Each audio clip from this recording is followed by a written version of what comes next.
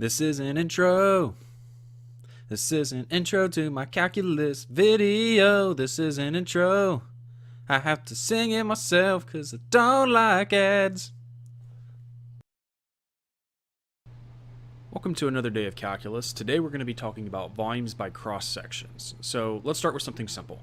Say we had a base of a solid that was a rectangle, and the solid that was formed, when I took cross sections of it, those cross sections looked like squares. Well, we know the volume of this solid is length times width times height, but let's think about this in a different way.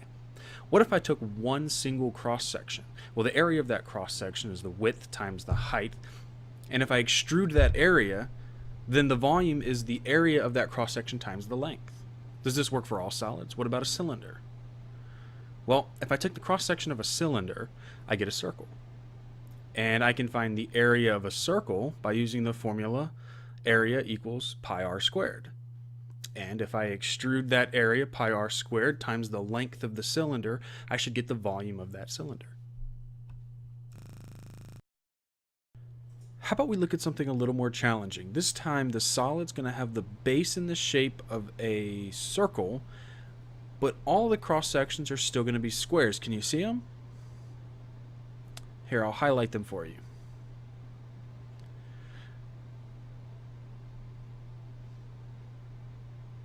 Let's look at one particular cross section. How about this one here highlighted in red? I'll draw it over here.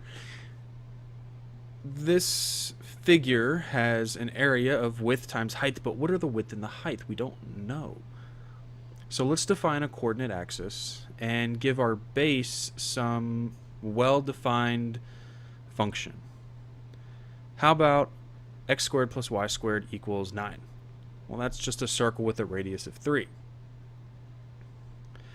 So from this, it's easy to tell that the big one, the large square, has the biggest area of 6 times 6, which is 36. But look, down here, there's a little baby square. So we know that the width and the height are changing. Well, let's try to come up with some definition.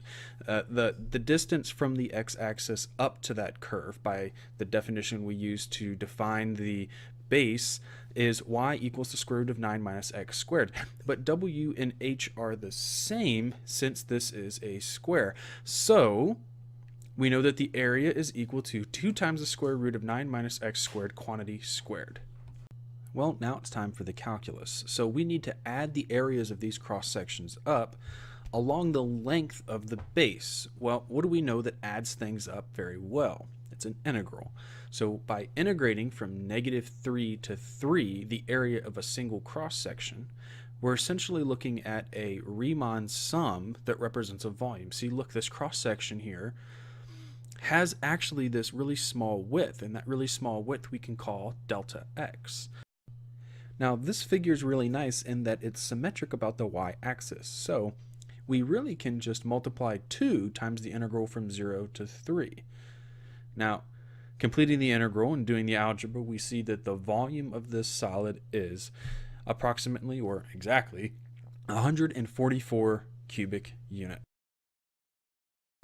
So now that we have a basic idea of what we're doing, what would a problem like this look like on a test or quiz? Well, I would probably give you something like the base of a solid defined by the function x squared plus y squared equals 9 has cross sections that are perpendicular to the x-axis and are semicircles. Now, excuse my poor drawing here, but as you can tell, this is really just a hemisphere.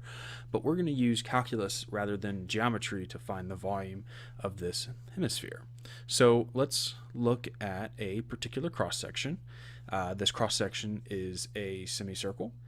So the area of the cross-section is 1/2 pi r squared. Now I just need to figure out what r is. Now again, as we move along the x-axis, right, the radius changes. So there has to be some defining function for r, and that is the square root of 9 minus x squared. That's the distance from the x-axis up to the curve.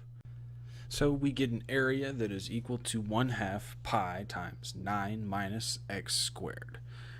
Now our volume is the integral from -3 to 3 of the area of those cross sections with respect to x. Again, since our solid is rather symmetric, we can integrate from 0 to 3 and multiply by 2. Now this integral we've already seen, so the answer is just 18 pi units cubed. Let's clear the space. Zoom. So while I get the next problem set up here, let's just review a few things. To find the volume of a solid with a base with similar cross sections, I first have to find the area of a general cross section. This area is usually determined through some algebraic manipulation of the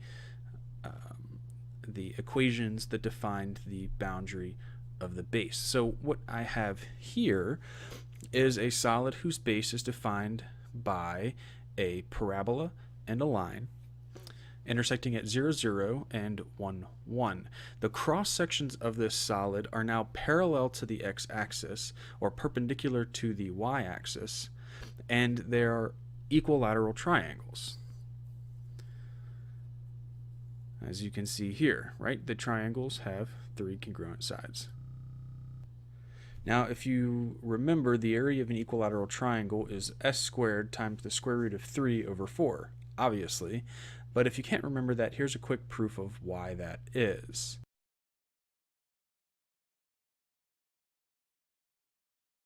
Now, the proof itself isn't as important as just remembering the area of an equilateral triangle, but it does boil down to just using your special right triangles, specifically the 30, 60, 90. Now, S is the dimension, the singular dimension that defines the area of a single cross-section, so S is what we're most interested in. So if I redraw my boundary in 2 dimensions, I see that S is the distance between the line and the curve. That's represented in blue. The green distance is the distance from the y-axis to the curve. Well, the curve is y equals x squared. Okay. That distance from the y-axis to the curve is an x value, so I have to solve the equation for x. So x equals the square root of y. Now, the distance from the y-axis to the line, again an x value, is x equals y. Subtracting these two distances gives me the distance between the curve and the line, s. Therefore, the area of a single cross-section from up here is the square root of y minus y, quantity squared, times the square root of 3 over 4. And finally, setting up my integral, remember we integrate along the boundary the area of the cross-section with respect to, in this case, y. And we get the square root of 3 over 120 units cubed. That's a very small solid. Thanks for watching my calculus video. Plus, see you next time.